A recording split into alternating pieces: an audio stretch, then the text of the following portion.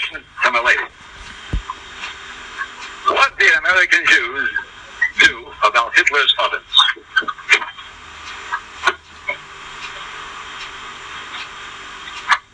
And the answer is Jews.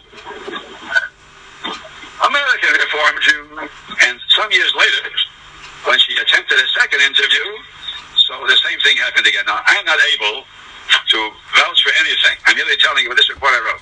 A third time she refused to come. Stephen Wise had the ear of President Roosevelt, and he was a leader of American Jewry. Everybody bows before Stephen Wise. He was not only the president of the American Zionist Organization, he was the president of everything. And what he said, Roosevelt obeyed.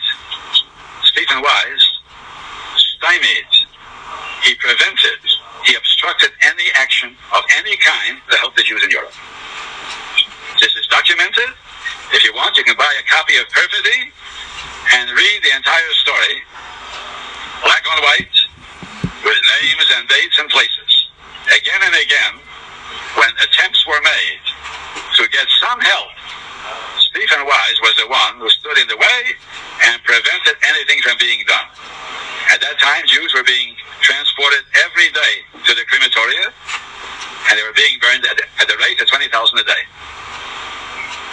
What did a very small number of truly Orthodox Jews do? They created a Vaad Hatzalah, a committee to rescue Jews, but they didn't have any means, because the very Orthodox, way back, didn't have any money. And they succeeded in saving a number of Jews.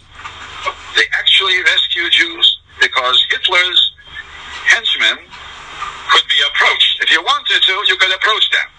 And money opened doors. Now, money wouldn't appease Hitler, but money could appease Himmler. And they were negotiating with Himmler to rescue Jews. But their means were so pitifully poor that they could only rescue small numbers. The Jews had the big money, had no interest, and they listened only to Stephen Wise. And that's why Americans, not only American Jews, America did nothing, because there was no movement to influence the American government to do anything. America could have sent just one bomber, and he could have destroyed the tracks leading to the Auschwitz crematorium, because the plans were mailed by diplomatic pouch to the State Department, and they knew exactly how to pinpoint one bomb could have done the trick. But the State Department, besides being Goyim, and Goyim are not much interested in saving Jews anytime, but they were under the influence of Stephen Wise, and therefore nothing at all was done. If you'll read Perfidy, you'll see that he wasn't alone. Ben Gurion and Golda Meir and Shertak the Sharet all were in this plot.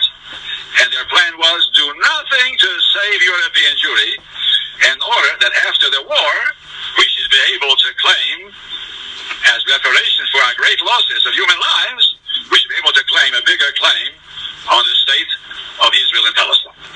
That's their words, verbatim.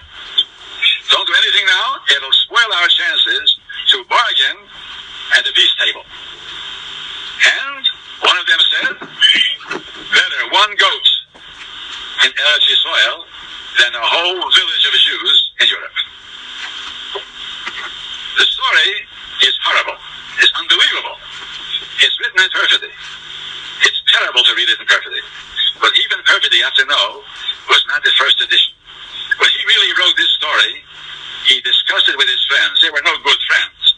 And the friends told him, no, it's too terrible to publish. So he wrote a second, a toned-down version. But it's terrible enough.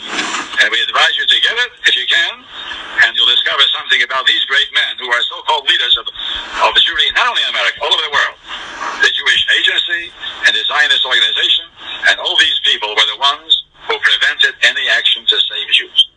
When Jews could be bought from Romania at $70 a head, Stephen Wise was the one who didn't permit it.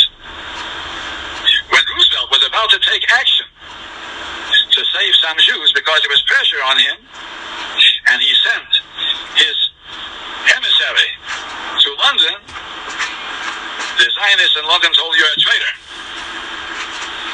he wires back